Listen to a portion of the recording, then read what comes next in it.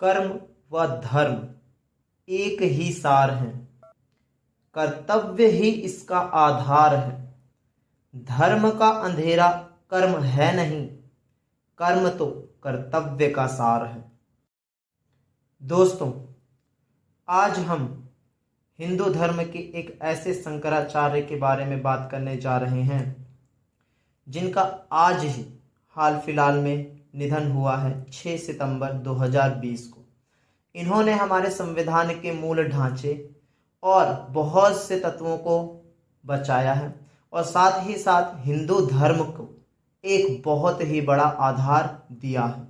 इसीलिए आज मैंने नए तरीके से अपने ऑडियो की शुरुआत की। तो दोस्तों, मैं विकास आप सभी का स्वागत करता हूं और आज एक ऐसे शख्स के बारे में बात करने जा रहे हैं जिसके बारे में आपने बहुत पढ़ा होगा, जिनके बारे में तो आप नहीं जानते होंगे, बस एक ही चीज जानते होंगे कि संपत्ति का अधिकार। जब भी कभी आपने केस पढ़ा होगा तो सिर्फ एक ही नाम आया होगा और वो एक नाम होगा केशवानंद भारती। तो हाँ दोस्तों, केशवानंद भारती के ही बारे में हम जिक्र करने जा रहे थे, बट हमें थोड़ा सा शोक और 2 मिनट का मौन रखना होगा क्योंकि 6 सितंबर 2020 को इतिहास में वे अमर हो गए और ऐसे अमर हुए कि अब कभी भी इतिहास उन्हें भूल नहीं सकता। तो हम उनकी मृत्यु पर, उनके निधन पर शोक जरूर व्यक्त करेंगे और सभी को शोक व्यक्त करना भी चाहिए क्योंकि हिंदू धर्म के इतने बड़े शंकराचार्य आज हमारे बीच नहीं रहे और इसीलिए हम उनके प्रति श्रद्धांजलि और 2 मिनट का मौन जरूर रखेंगे।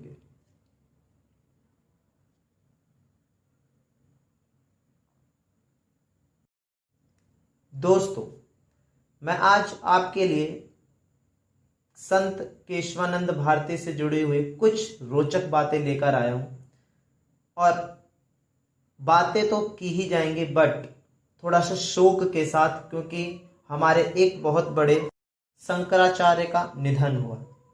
बात करते हैं उनके कुछ रोचक तथ्यों पर। केशवानंद भारती का जन्म 9 दिसंबर 1940 को हुआ था और कल के ही दिन उनका निधन हो गया। वे 79 साल के थे। भारती केरल के कासोरगोड में एंडीर मठ के प्रमुख थे।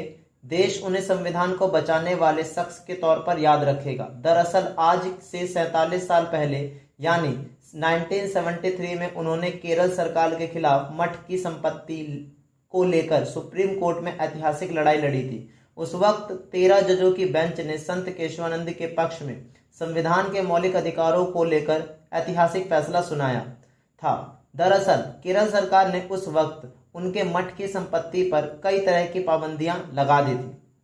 सांस लेने की तकलीफ और हृदय की दिक्कतों के चलते उन्हें मैंगलोर के एक प्राइवेट अस्पताल में भर्ती कराया गया था। वे साल 1961 से मठ के प्रमुख थे। संत होने के साथ एक क्लासिकल सिंगर भी थे। 15 साल तक उन्होंने यक्षगाना मेला में गायक और डायरेक्टर के तौर पर भाग लिया। उन्होंने मठ में कई साहित्यिक कार्यक्रम भी चलाए। कर्नाटक लोक सेवा आयोग के पूर्व अध्यक्ष और स्वामी जी के भक्त श्याम भट्ट ने अंग्रेजी अखबार हिंदू से बातचीत करते हुए कहा कि उन्होंने यक्षगान को लेकर पहचान दी, साथ ही उन्हें वो प्रमुखता मिली जिसके वे हकदार थे। अब ये इनके मठ का इतिहास हम देखते हैं।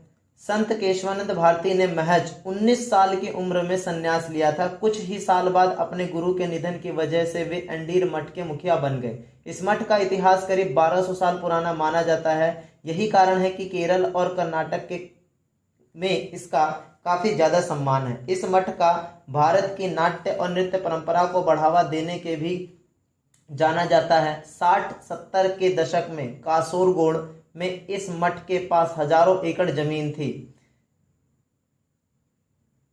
इस जमीन का मामला कोर्ट में गया।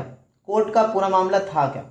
साल 1970 में केरल हाई कोर्ट में इस मठ के मुखिया होने के नाते केशवानंद भारती ने एक दायर याचिका की थी। उन्होंने अनुच्छेद 26 का हवाला देते हुए मांग की थी कि उन्हें अपने धार्मिक संपदा का प्रबंध करने का मूल अधिकार दिया जाए। उन्होंने संविधान संशोधन के जरिए संपत्ति के मूल अधिकार पर पाबंदी लगाए जाने वाले केंद्र सरकार के 24वें, 25वें और 29वें संविधान संशोधन को चुनौती दी थी। 68 दिनों तक चली सुनवाई के बाद वे केस हार गए। बाद में उन्होंने हाई कोर्ट के इस फैसले को सुप्रीम कोर्ट में चुनौती दी थी, जहां सुप्रीम कोर्ट ने उनके पक्ष में फैसला सुनाया था। उल्लेखनीय है कि 4 दशक पहले भारती ने केरल भूमि सुधार कानून को चुनौती दी थी, जिस पर सुनवाई करते हुए सुप्रीम कोर्ट ने संविधान के मूल ढांचे का सिद्धांत दिया और यह फैसला शीर्ष अदालत की अब तक सबसे बड़ी पीठ ने दिया था, जिसमें 13 न्यायाधीश शामिल थे। केशवानंद भारती बनाम केरल राज्य मामले में 68 दिन तक सुनवाई हुई थी और अब तक सुप्रीम कोर्ट में सबसे अधिक समय तक किसी मुकदमे में चली सुनवाई के मामले में यह शीर्ष पर है। इस मामले की सुनवाई 31 अक्टूबर 1972 को शुरू हुई और 23 मार्च 1973 की सुनवाई पूरी हुई। भारतीय संवैधानिक कानून में इस मामले की सबसे अधिक चर्चा होती है। मद्रास हाई कोर्ट के सेवानिवृत्त न्यायाधीश के चंद्रू से इस मामले के महत्व के बारे में पूछा गया तो उन्होंने कहा, केशवानंद भारती मामले का महत्व इस पर आए फैसले की वजह से है, जिसके मुताबिक संविधान में संशोधन किया जा सकता है लेकिन इसके मूल ढांचे में नहीं। इंडियन एक्सप्रेस के अनुसार 7/6 के बहुमत से दिए गए फैसले में 13 जजों की पीठ ने कहा था कि संसद के पास संविधान में संशोधन की शक्ति है, लेकिन वह संविधान के मूल ढांचे को नहीं बदल सकती। इसके बाद से मूलभूत संरचना सिद्धांत भारतीय संवैधानिक कानून के एक सिद्धांत के रूप में माना जाता है। इसके बाद से मूलभूत संरचना सिद्धांत की व्याख्या इस तरह से की गई जिसमें संविधान की सर्वोच्चता, कानून का शासन, न्यायपालिका की स्वतंत्रता, शक्तियों के पृथक्करण का सिद्धांत, संघवाद, धर्मनिरपेक्षता, संप्रभु, लोकतांत्रिक गणराज्य, सरकार के संसदीय प्रणाली को शामिल माना गया। इस सिद्धांत के आलोचकों ने इसे अलोकतांत्रिक कहा क्योंकि जनता द्वारा नहीं चुने गए न्यायाधीश एक संविधान संशोधन को रद्द कर सकते हैं। वहीं इसके समर्थकों ने सिद्धांत को बहुलता और अधिनायकतावाद के खिलाफ सुरक्षा के कवच के रूप में माना। साल 2018 में केशवानंद भारती को justice VR Krishna Iyer award से नवाजा गया था।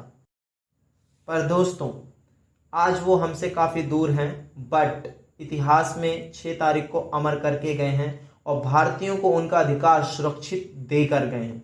इसीलिए आज की सरकारें संविधान में कुछ भी संशोधन कर सकती हैं, परंतु केशवानंद भारती के ही रहते हुए संविधान में ये संशोधन नहीं कर सकती कि वो उसके मूल ढांचे को ही बदल दे। तो आज हम केशवानंद भारती के निधन पे शोकमग्न रहेंगे और उनको श्रद्धांजलि जरूर देंगे।